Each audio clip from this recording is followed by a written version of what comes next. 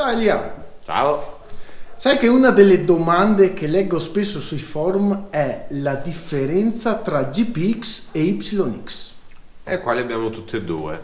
Non è che cambi tantissimo, essenzialmente è lo stesso motore, sono tutti e due motori cinesi raffreddati ad aria orizzontali, semplicemente uno si è evoluto in una direzione e uno nell'altro durante gli anni e le differenze più grosse diciamo che sono l'alesaggio e la corsa, che in uno nell'YX è 57x62x60 nella versione 160 e nel GPX è 55x60 nell'unica versione esistente che è quella 155.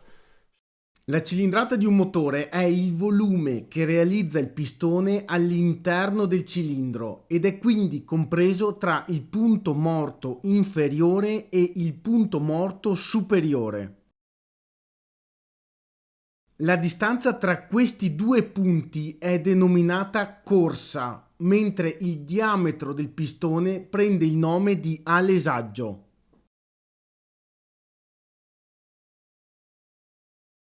Per calcolare la cilindrata basta semplicemente applicare la formula dell'area del cerchio moltiplicata per la corsa.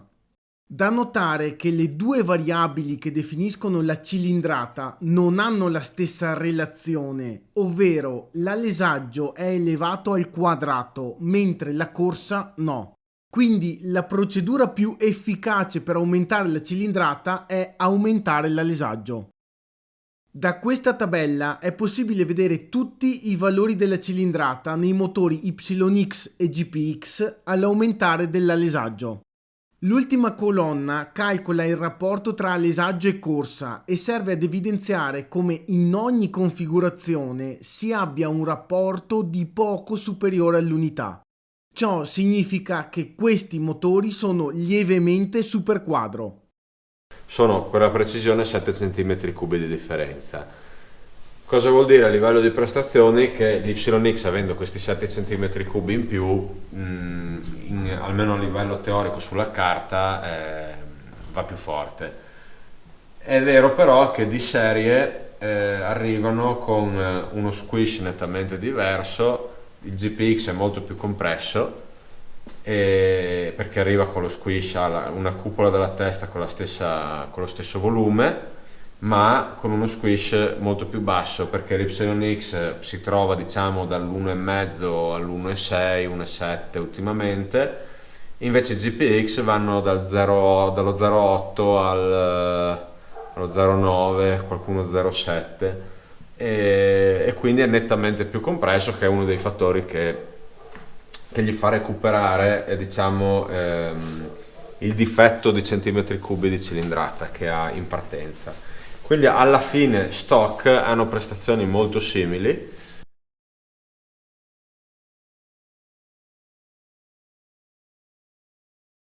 Nel dettaglio si può vedere esternamente sono molto simili.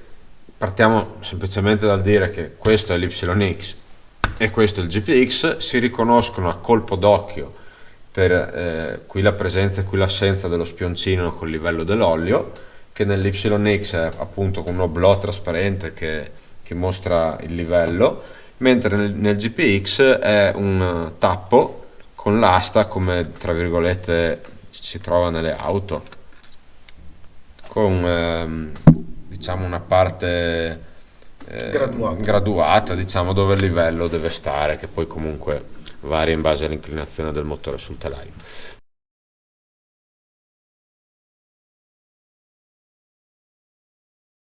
Sono entrambi compatibili tra di loro, nel senso gli attacchi al telaio di uno o dell'altro, dove monta un YX può montare un GPX e viceversa, quindi se avete una moto con allestimento di serie con un GPX o YX potete eventualmente pensare di passare a un modello piuttosto che all'altro. Quindi le differenze principalmente quali sono? Sono nell'alesaggio corsa, come dicevo prima, che è la cosa che influenza di più diciamo, il comportamento del motore e le prestazioni. Come dicevo, l'YX ha più cilindrata, una corsa più lunga, quindi, che si traduce in 7 cm3 in più, Il GPX ha meno cilindrata, come già dicevo, però esce di serie con uno squish più basso e quindi più compresso, e diciamo che bene o male recupera il gap di cilindrata. Esternamente quindi cosa salta più all'occhio? Se a un occhio attento si vede già così l'inclinazione del piano dove appoggia il collettore di aspirazione.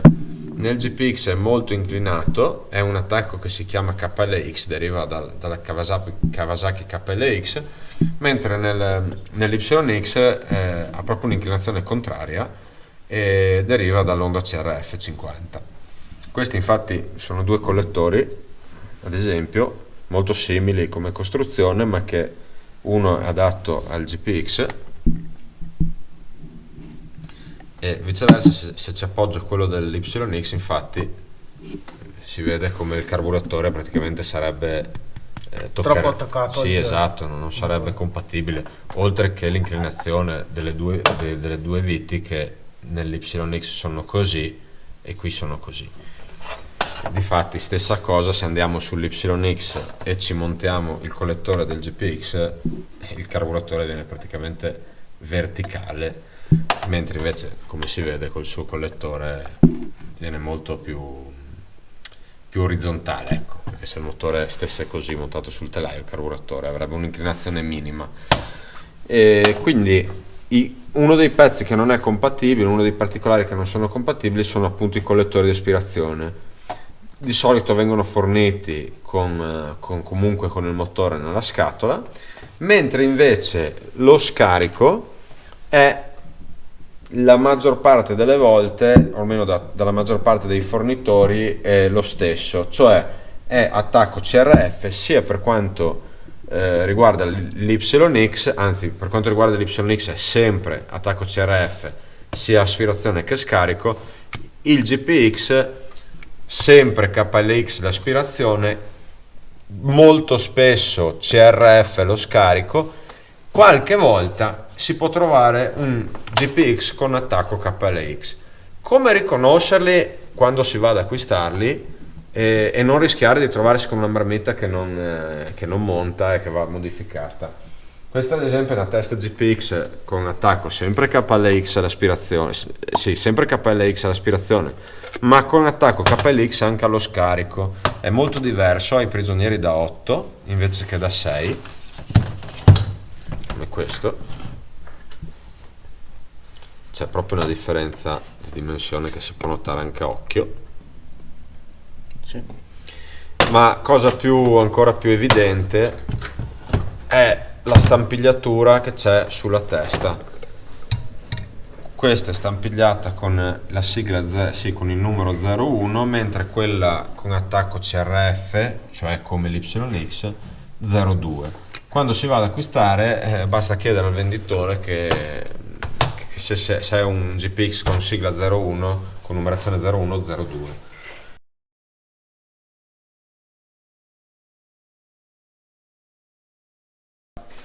Passando all'allestimento interno, vabbè, le teste esternamente hanno, al di là del colore dei coperchi, hanno questa differenza: un cartellino più triangolare per l'YX e le viti dritte, diciamo, del coperchio valvole, mentre il GPX sono oblique e un cartellino più tondeggiante. La cupola è uguale, è proprio lo stesso diametro, la stessa profondità, lo stesso volume, e i condotti dell'YX sono leggermente più voluminosi, più aperti. Le valvole hanno gli stessi diametri e le teste sono quasi compatibili, diciamo, con ecco, ad esempio gli alberi a camme, le valvole, le molle delle valvole non sono identici, ma sono compatibili l'uno con l'altro.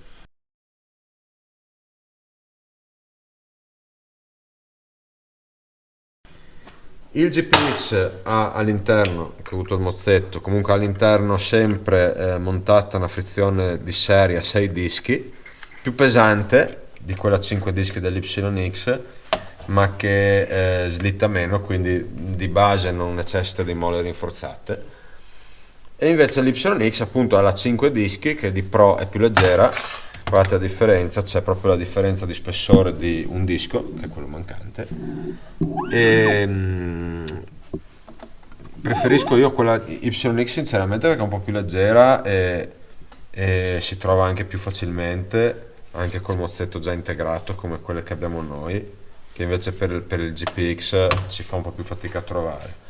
Però magari questa certe volte necessita di molle rinforzate, mentre quella del GPX, avendo un disco in più, slitta Ecco, più nel difficilmente. caso in cui si abbiano problemi di slittamento della frizione, che molle rinforzate consigli? Ma ci sono quelle malossi che sono molto economiche e si trovano più, penso, dappertutto, ma se no, ad esempio, io utilizzo dei rasamenti da mettere dietro la molla, non bisogna esagerare perché sennò rischiano di andare a pacco, ma trovata la misura giusta, di solito è sufficiente anche mettere una coppia di rasamenti sulle due molle opposte, non su tutte e quattro, che diciamo andare a esagerare dopo si indurisce, si rende più dura la leva della frizione per niente, e quindi bisogna cercare il compromesso tra lo slittamento da evitare e la fatica che si fa sulla leva della frizione.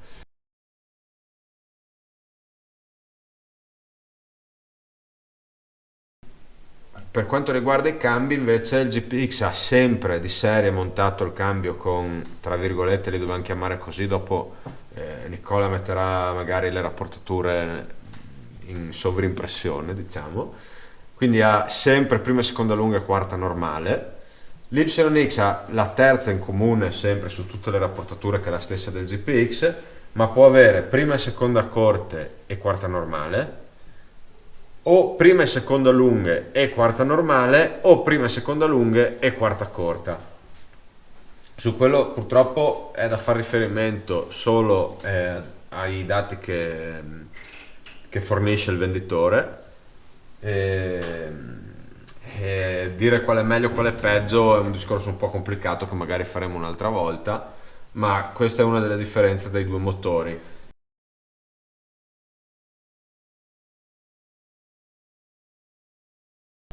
Il cambio è molto molto molto simile, però non è perfettamente intercambiabile tra un motore e l'altro. Non che sia impossibile farlo, si fa, però non così come di serie.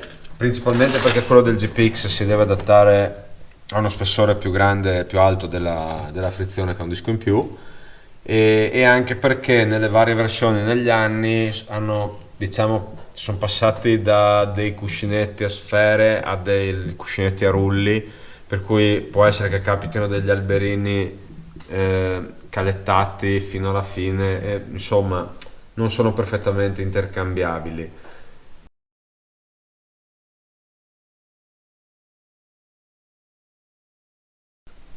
Altra differenza sull'allestimento è l'accensione, che nel GPX è sempre la stessa. Sull'YX può essere o quella del GPX oppure può essere un'altra versione. Quella del GPX viene anche chiamata d'anticipo variabile, quella con la centralina più grossa.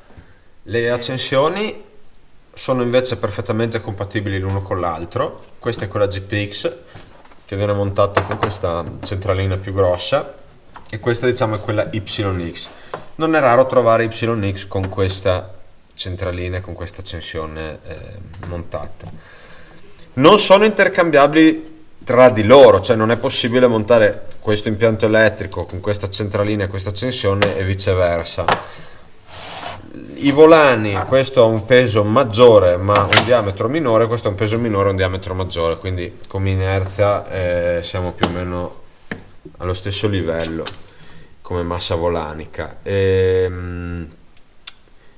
Altre cose da poter dire che differenziano tanto i motori sono, vabbè, i filtri dell'olio, che sono un modello diverso tra l'uno e l'altro, ma diciamo di cose importanti che possono interessare prima di scegliere uno o l'altro, francamente, altre non ce n'è.